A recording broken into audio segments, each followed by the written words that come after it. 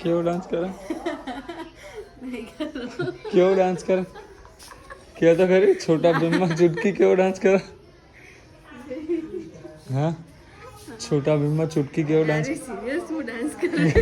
ને તે હમણાં મને બતાવી જ કરું. ગાઈસ તમે માનશો નહીં, હમણાં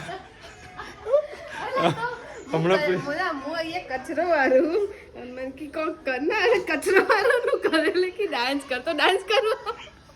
એણે જે મને ડાન્સ બતાવ્યો, ડાન્સ કરીને પછી મને એવું કીધું કે ભાઈ આ ડાન્સ છોટા ભીમની અંદર ચૂટકી આવે અને એ આવો ડાન્સ કરે.